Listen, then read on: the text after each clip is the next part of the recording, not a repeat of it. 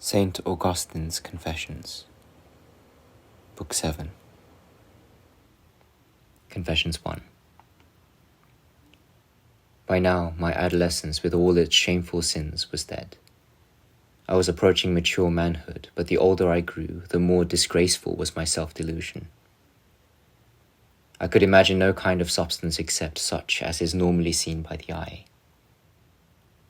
But I did not think of you, my God, in a shape of a human body, for I had rejected this idea ever since I had first begun to study philosophy, and I was glad to find that our spiritual mother, your Catholic Church, also rejected such beliefs. But I did not know how else to think of you. I was only a man, and a weak man at that, but I tried to think of you as the supreme God, the only God, the true God.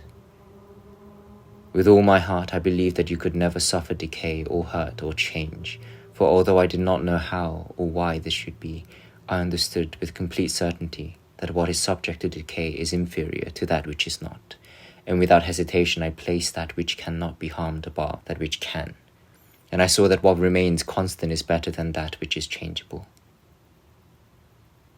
My heart was full of bitter protests against the creations of my imagination, and this single truth was the only weapon with which I could try to drive from my mind's eye all the unclean images which swarmed before it. But hardly had I brushed them aside than in the flicker of an eyelid they crowded upon me again, forcing themselves upon my sight and clouding my vision, so that although I did not imagine you in the shape of a human body, I could not free myself from the thought that you were some kind of bodily substance extended in space, either permeating the world or diffused in infinity beyond it.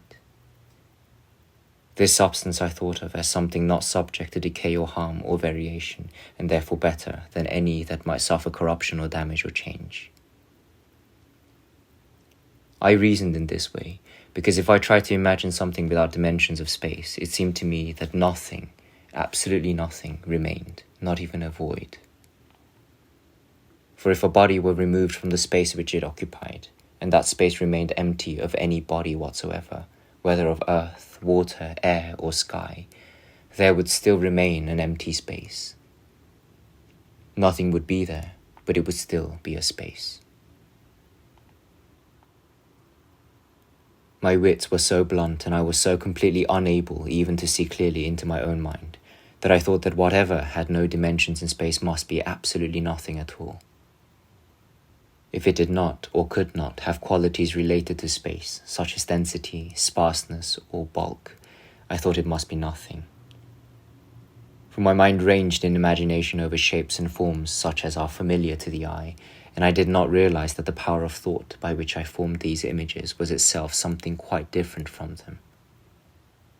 And yet it could not form them unless it were itself something, and something great enough to do so. So I thought of you too, O life of my life, as a great being with dimensions extending everywhere, throughout infinite space, permeating the whole mass of the world and reaching in all directions beyond it without limit, so that the earth and the sky and all creation were full of you, and their limits were within you, while you had no limits at all. For the air, that is, the atmosphere which covers the earth, is a material body, but it does not block out the light of the sun. The light passes through it and penetrates it, not by breaking it or splitting it, but by filling it completely. In the same way, I imagined that you were able to pass through material bodies, not only the air and the sky and the sea, but also the earth, and that you could penetrate to all their parts, the greatest and the smallest alike, so that they were filled with your presence. And by this unseen force, you ruled over all that you had created, from within and from without. This was the theory to which I held, because I could imagine you in no other way. But it was a false theory. For if it were true, it would mean that a greater part of the earth would contain a greater part of you, and a smaller part less in proportion. Everything would be filled with your presence, but in such a way that the body of an elephant would contain more of you than the body of a sparrow, because the one is larger than the other and occupies more space. So you would distribute your parts piecemeal among the parts of the world, to each more or less according to its size. This, of course, is quite untrue.